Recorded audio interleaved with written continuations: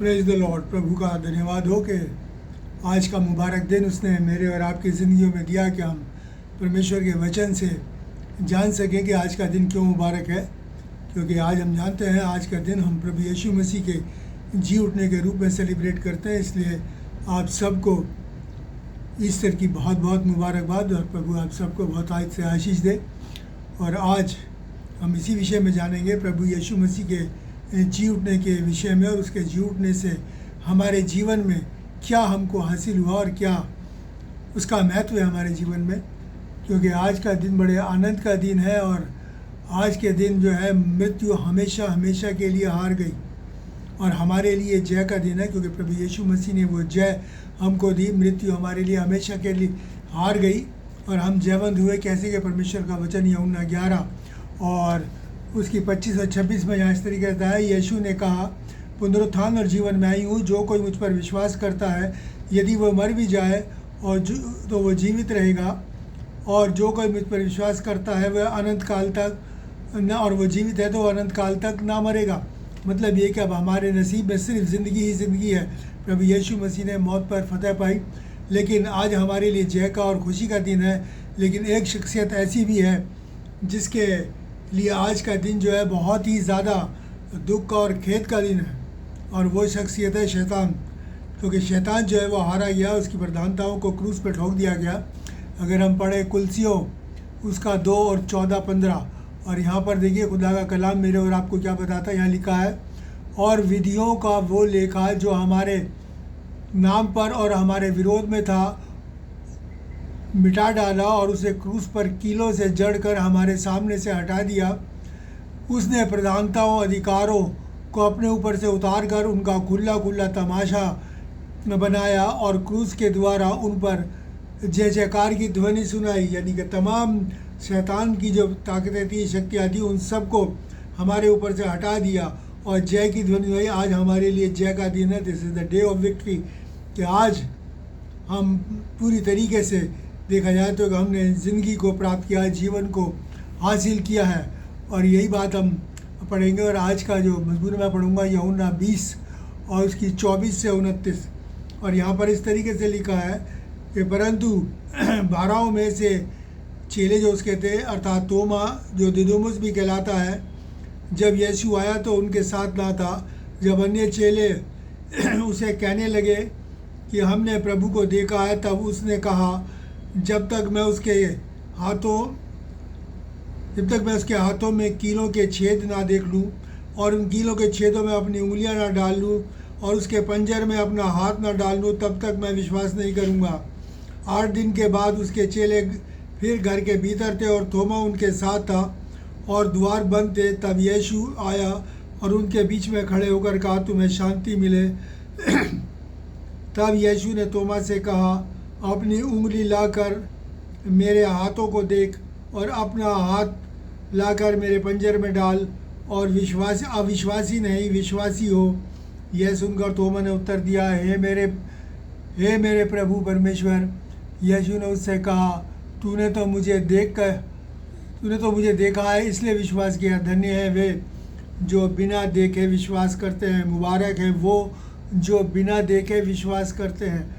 और यही मेरे और आपका आज मजमून है कि हम मुबारक हैं क्योंकि हमने बिना देखे जो है प्रभु यीशु मसीह का विश्वास करते हैं। हम आज जो यहाँ पर हैं, आज हम उन मुबारक लोगों में से हैं जो कि प्रभु यीशु मसीह को बिना देखे हम उसकी इन तमाम बातों पर भरोसा रखते हैं। क्योंकि हम जानते हैं कि उसके कलाम में जो भी लिखा है वो सच और हर तरीके से मानने योग्य है। और जब हम ये बात को मानते हैं तो हम शैतान के ऊपर भी जय प्राप्त करते हैं, और जो इसको नहीं मानते वो शैतान के पाले में आज भी खड़े हैं। क्योंकि परमेश्वर का वचन ने जब ये धन्यवादियाँ दी, तो आज उन बहुत धन्यवादियों के विषय में देखेंगे कि प्रभु यीशु मसीह ने जब मनुष्य को धन्य कहा, तब तक उस धन्यवादी के साथ एक कार्य भी दिया करने के लिए कि जब हम इस कार्य को कर लें तब हम धन्य हैं। हमने बिना देखे विश्वास करा, हम धन्य हैं। आगे और देखेंगे धन्यवादियों को। और अगर ऐसा हम उन कामों को नहीं करते तो हम धन्य नहीं हैं, हम शैतान के पाले में खड़े हैं। और क्योंकि परमेश्वर का वचन याकूब 2 और उसकी 17 और 19, यहाँ पर बहुत अच्छी बात यहाँ पर लिखी है। यहाँ पर लिखा है कि वैसे ही विश्वास भी यदि कर्म सहित ना हो तो स्वभाव में मरा हुआ है। और 19वें पद में कहता है, तुझे विश्वास है कि एक ही परमेश्वर है, तू अच्छा करता है। दुष्ट आत्मा भी विश्वास करते और थरथराते हैं। अगर विश्वास हमारा काम के साथ ना हो तो बेकार है, क्योंकि जैसा हम विश्वास करते हैं उसी के अनुसार हमारे काम भी होने चाहिए। और वो कहता है दुष्ट आत्मा भी विश्वास करते हैं और थरथराते हैं परमेश्वर के सामने, लेकिन हम थरथराते भी नहीं। तो क्यों उसके बाद भी शैतान का उद्धार नहीं है? क्योंकि उसके काम बुरे हैं, उसके काम उसके उस विश्वास के अनुरूप नहीं है।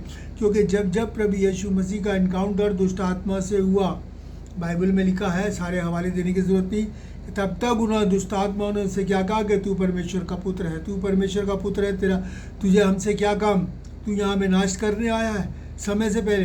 तो जब हुआ तो उन्होंने विश्वास किया कि वो जानते हैं कि ये परमेश्वर का पुत्र है, लेकिन हम जानते हैं, हम विश्वास करते हैं, मानते हैं, लेकिन शैतान नहीं मानता है, इसलिए उसके काम उस विश्वास के अनुरूप नहीं जो करता, और इसीलिए वो शैतान कहलाया और इसीलिए वो हलाक किया जाएगा।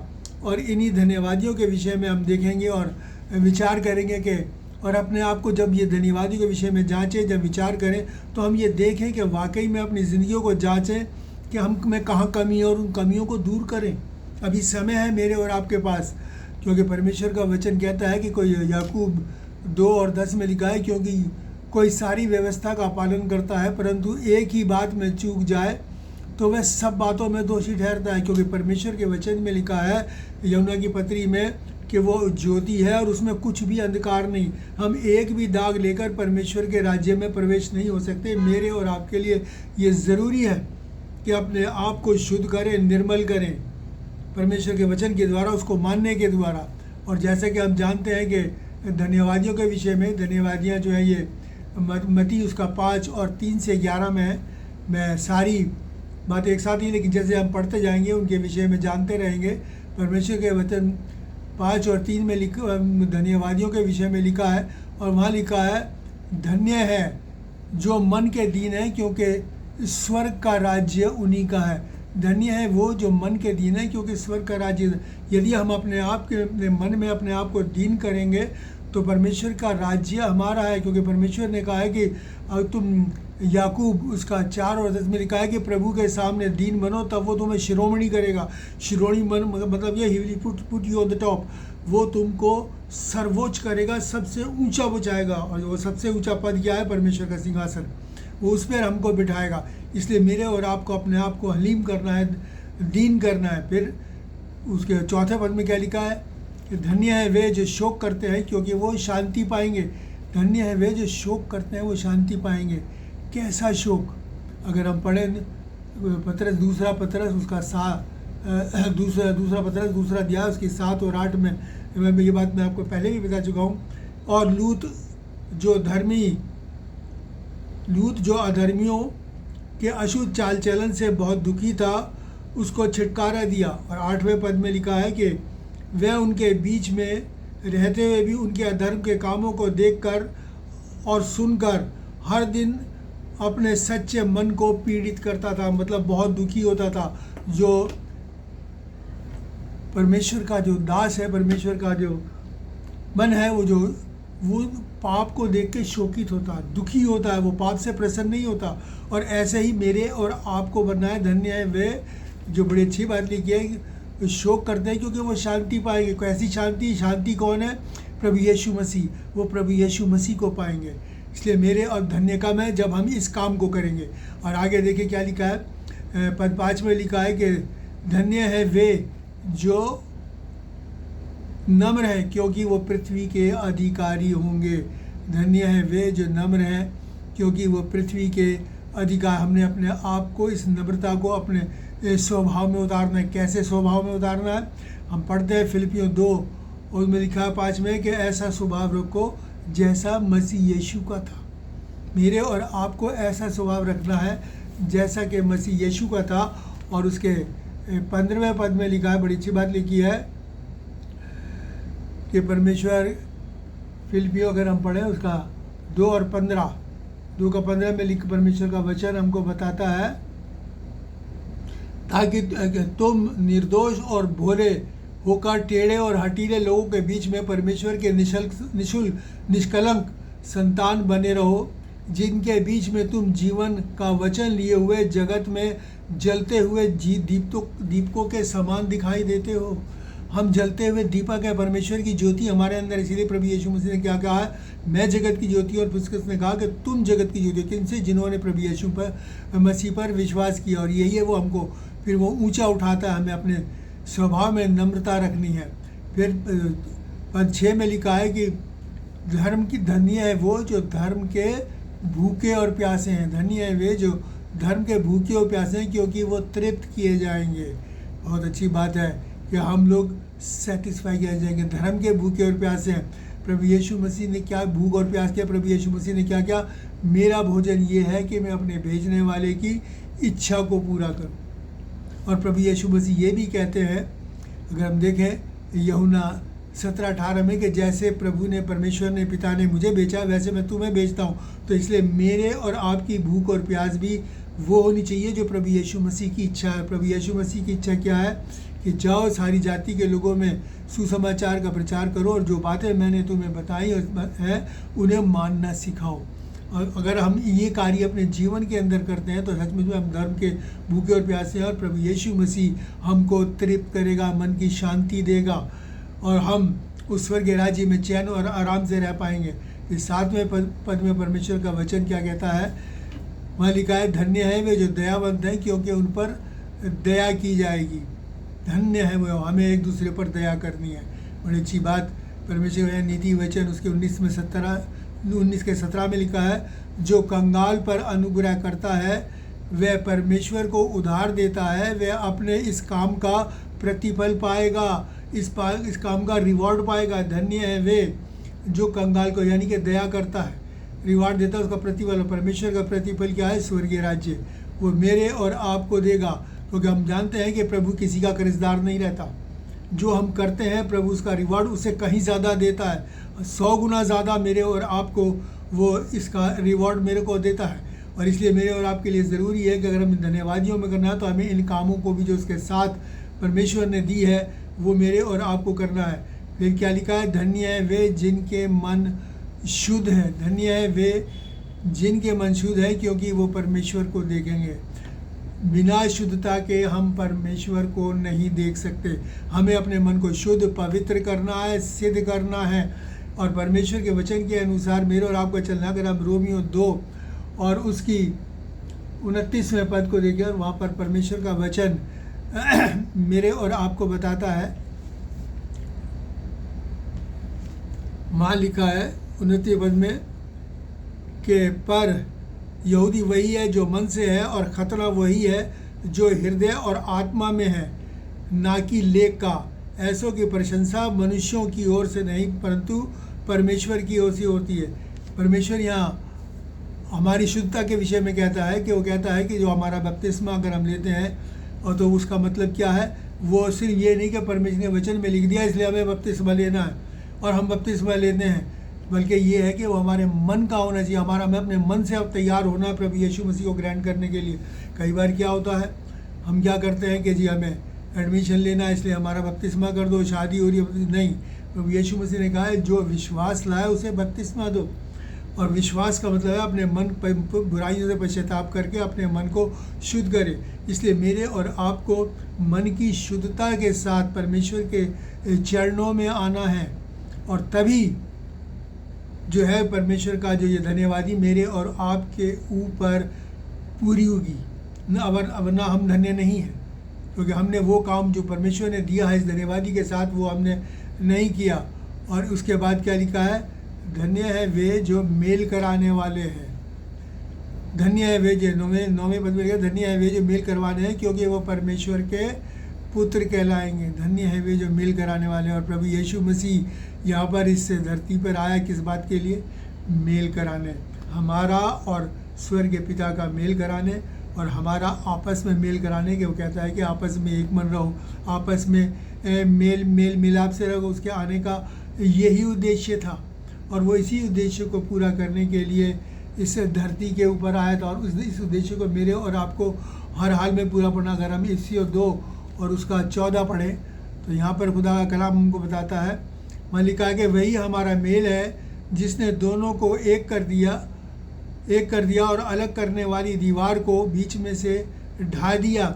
यानी कौन सी दीवार? पाप की उस दीवार को जो परमेश्वर से और मनुष्य के बीच में थी, उसको ढा दिया। हमारे पापों को लेके वो सलीब के ऊपर चढ़ गया, हमें माफ़ी दी और दीवार को ढा दिया। और वो परमेश्वर का, उसे लिखा है वो परमेश्वर, उसके जन्म के समय पे लिखा है वो परम प्रधान का पुत्र कहलाएगा।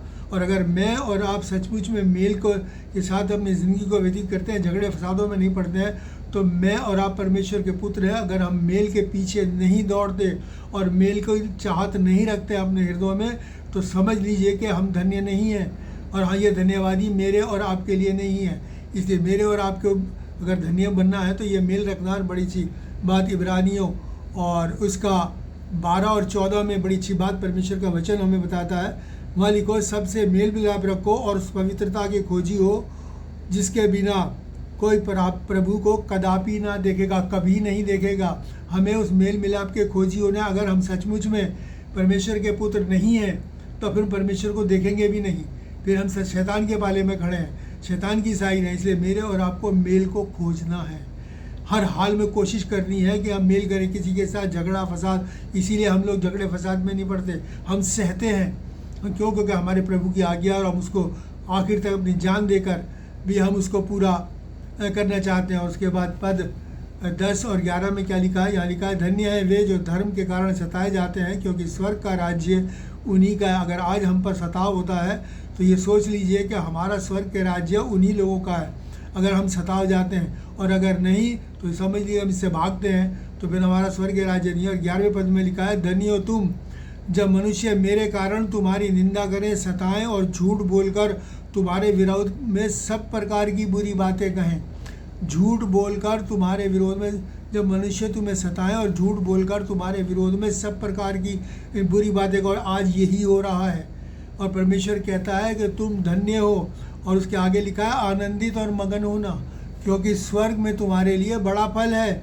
इससे दुखी मत होना। अगर तुम मेरे कारण दुख उठाते हो तो तुम्हें दुखी होने की ज़रूरत नहीं है, क्योंकि स्वर्ग में तुम्हारे लिए बहुत बड़ा प्रतिफल रखा हुआ है। तुम्हारे लिए मैंने वो बातें रखी हुई हैं जो कानों ने सुनी, नहीं आँखों ने देखी, जो हमारे चित्त पे भी नहीं चढ़ी। इतना बड़ा प्रतिफल प्रभु यीशु मसीह ने मेरे और आपके लिए तैयार कर रखा है। इसलिए मेरे और आपको ऐसा नहीं करना है, बल्कि उसमें अगर ऐसा होता है तो प्रभु की जय जयकार करनी है, प्रभु में आनंदित होना है। और अगर हम पढ़ें लूका 21 और उसकी 12 से 15, लूका 21 और उसकी 12 से 15, और यहाँ पर खुदा का कलाम मेरे और आपको बताता है। और यहाँ पर लिखा है कि परंतु इन सब बातों से पहले वे मेरे नाम के कारण तुम्हें पकड़ेंगे, सताएंगे, पंचायतों में सौंपेंगे, बंदी गृह में डलवाएंगे, राजाओं और हाकिमों के सामने ले जाएंगे। पर तुम्हारे लिए ये गवाही का अवसर होगा, तुम्हारे लिए ये गवाही का अवसर होगा। उसके बाद लिखा है, इसलिए अपने मन में ठान रखो कि हम पहले से क्या उत्तर दें, इसकी चिंता मत करो, क्योंकि मैं तुम्हें ऐसा बोल दूँ और बुद्धि दूंगा कि तुम्हारे विरोधी उसके सामना ना कर सकेंगे। ये हमारे लिए गवाही का, अगर हम सताव पे है तो ये हमारे लिए गवाही का काम। और जब जितना सताव बढ़ता है, जहाँ वचन का, परमेश्वर का वचन कहता है, जहाँ जहाँ सताव ज़्यादा हुआ परमेश्वर का अनुग्रह भी ज़्यादा हुआ। लोगों ने और परमेश्वर के वचन को जाना और वो हैरान होते हैं कि ये क्यों इतना कष्ट सह रहे हैं, वो जानते हैं इसलिए। और वो फिर और परमेश्वर के नज़दीकी में आते हैं और जानते हैं कि किस तरीके से सच्चा परमेश्वर प्रभु यीशु मसीह उनकी सहायता करता है, उन्हें बोल देता है। और इसीलिए परमेश्वर का वचन कहता है, लूका 22 और उसकी 31-32 में परमेश्वर का वचन मेरे और आपको बताता है। यहाँ पर लिखा है, परमेश्वर का वचन पतरस से कहता है शमौन से, हे शमौन देख, शैतान ने तुमको मांग लिया है कि वह तुम्हें गेहूं के समान फटके, परंतु मैं तेरे लिए विनती की है कि तेरा विश्वास जाता न रहे। शैतान ने हम लोगों को मांग लिया है, वो हमें फटकता है, उछालता है, इधर उधर टॉर्चर करते हैं लोग, ये सब कुछ करते हैं। लेकिन परमेश्वर कहते हैं कि मैं तुम्हारे लिए विनती करता हूँ। इससे पहले मैंने पाम संडे में बताया था कि प्रभु यीशु मसीह जाके सिर्फ यही नहीं परमेश्वर के दाने बैठ गया, वहाँ हमारे में से हर एक के लिए विनती भी करता है, प्रार्थना करता है कि हमारा ईमान मजबूत रहे। और इसीलिए आज हम ईमान में मजबूत है और ये सब बातें जो है हम सह रहे हैं। इसलिए परमेश्वर का वचन ने लिए कहा प्रभु यीशु मसीह ने कि अविश्वासी ना हो, विश्वासी बन। इसलिए मेरे और आपको अविश्वासी नहीं बल्कि विश्वासी बनना है। और खुदा का कलाम और हमको क्या बताता है और किस बात में धन्य है? भजन संहिता 1:1 उसमें क्या लिखा है? क्या ही धन्य है वह पुरुष जो दुष्टों की युक्ति पर नहीं चलता। वो पुरुष भी धन्य है जो बुरे लोगों के साथ नहीं चलता, उनके मार्ग में खड़ा नहीं होता, बल्कि प्रभु यीशु मसीह को फॉलो करता है। और परमेश्वर ऐसे लोगों के विषय में भजन संहिता 73 और उसकी 18 में क्या लिखा है? वो कहता है मैं उन्हें ऐसी ढलान पे रखता हूँ, फिसलने वाली ढलान पे, कि जब वो गिरेंगे तो फिर उनका पता भी नहीं मिलेगा। तो इसलिए परमेश्वर का वचन के अनुसार हम वो धनी है जो बुराई से अपने आप को अलग करते हैं। और हम अब ऐसी ज़िंदगी व्यतीत कर रहे हैं तो सचमुच में मैं और आप परमेश्वर की नज़रों में धन्य हैं, और वो मुबारक लोग हैं जो उसके साथ हमेशा हमेशा तक रहेंगे। और उसके बाद परमेश्वर का वचन क्या कहता है? मत्ती 11 और उसकी 6 में लिखा है, धन्य है वे जो मेरे कारण ठोकर ना खाएं। यानी कि बहुत से लोगों ने प्रभु यीशु मसीह के कारण ठोकर खाई, उसे बहुत सी बुरी बुरी बातें प्रभु यीशु मसीह को बोली। बल्कि उस समय के धर्मगुरुओं ने भी, जो फ़कीह फरीसी थे, व्यवस्थापक थे, उन्होंने भी बहुत कुछ उनके विरोध में बोला। लेकिन परमेश्वर कहता है धन्य है वो जो मेरे कारण ठोकर ना खाए, बल्कि मुझ पर विश्वास करके जैसा मैंने कहा है वैसा ही करे। दुनिया के उपहास और इन बातों में हम अपने आप को हताश ना समझें, बल्कि आप प्रभु यीशु मसीह पे पूर्ण विश्वास रखें और उसके वचन के अनुसार जीवन रखें। बाकी जो लोग ठोकर खाते हैं वो कौन है? उनके लिए प्रभु यीशु मसीह ने कहा है वो सफ़ेदी पुती हुई कब्रें हैं, ऊपर से बड़ी सुंदर हैं लेकिन अंदर उनके क्या है? सड़ी हुई हड्डियां हैं। और प्रभु यीशु एक और मिसाल देते हैं, वो कहते हैं कि तुम लोटे को ऊपर से तो मांजते हो लेकिन अंदर से नहीं मांजते। मतलब यह है कि तुम ऊपर से तो खूब धर्मी और परमेश्वर के मानने वाले दिखते हो, लेकिन तुम्हारे अंदर बुराई भरी पड़ी है, तुम्हारे अंदर बुराई भरी पड़ी है। इसलिए वो कहता है कि तुम मुँह से तो मेरा इकरार करते हो, लेकिन क्या करते हो? अपने कामों से मेरा इनकार करते हो। मुँह से तो मुझे स्वीकार करते हो हम प्रभु यीशु मसीह के, लेकिन तुम्हारे काम शैतानी है। और ऐसे लोग भी जो प्रभु कहता है कि वो धन्य नहीं है। फिर परमेश्वर का वचन कहता है, याकूब 5 और 11 में लिखा है कि हम धीरज धरने वालों को धन्य कहते हैं। जो धीरज रखते हैं, जो शांति रखते हैं, उन्हें धन्य करते हैं, ऐसे लोगों को नहीं। और धीरज का मतलब क्या होता है? कि हम किसी का विरोध नहीं करते, किसी बात पे कुड़कुड़ाते नहीं, किसी के साथ कानाफूसी नहीं करते, किसी की बैकबाइटिंग नहीं करते, किसी के पीछे उसकी बुराई नहीं करते, किसी को नीचा नहीं दिखाते। अगर हम ऐसा जीवन व्यतीत करते हैं जो बुराई से अलग है, संयम के साथ, जो हमारा कोई भी कितना बुरा कर ले लेकिन हम धीरज धरते हैं, ये धीरज जो है पवित्र आत्मा का फल है, और ये मेरे और आपके अंदर होना चाहिए। नहीं है तो समझ लीजिए कि हमें इसके लिए तैयारी करनी है अभी और ज़्यादा। इसी तरीके से लूका 11 और 28 में लिखा है कि धन्य है वे जो परमेश्वर का वचन सुनते और मानते हैं। बहुत बड़ी बात है। आखिर में ये लिखा है कि परमेश्वर का वचन सुनते और मानते हैं, वो धन्य है। ये प्रभु यीशु मसीह ने कहा है।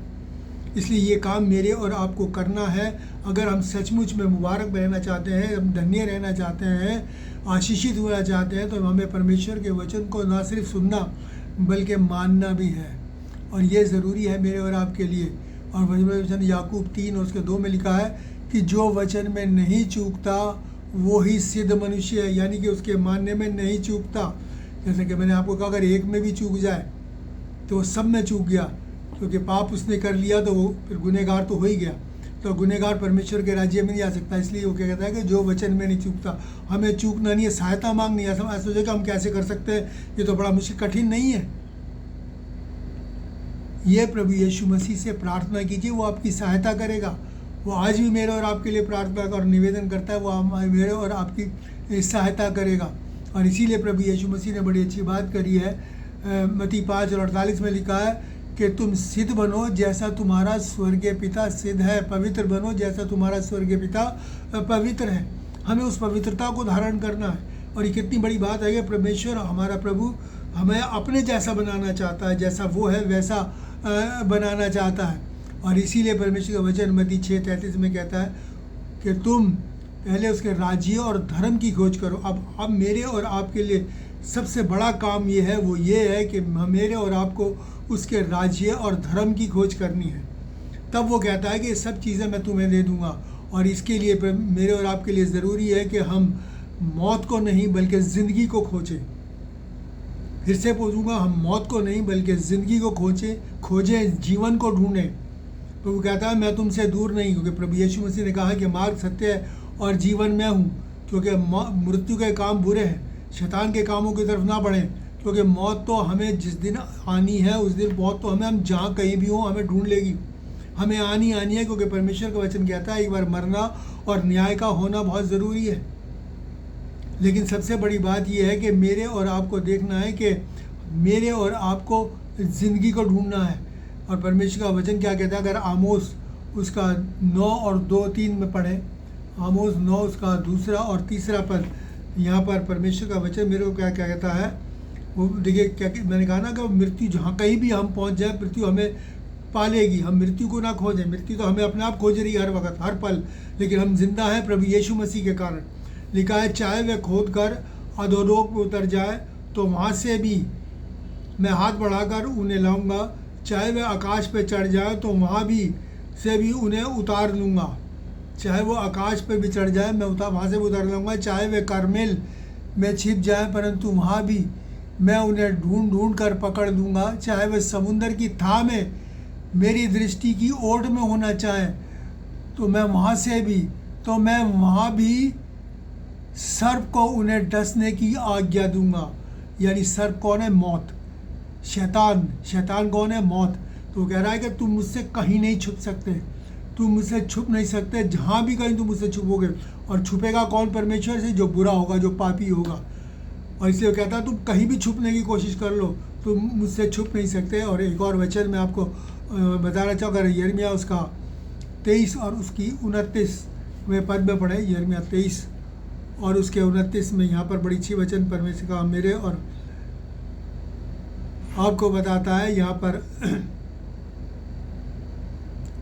परमेश्वर का वचन कहता है कि परमेश्वर की ये वाणी है कि मेरा वचन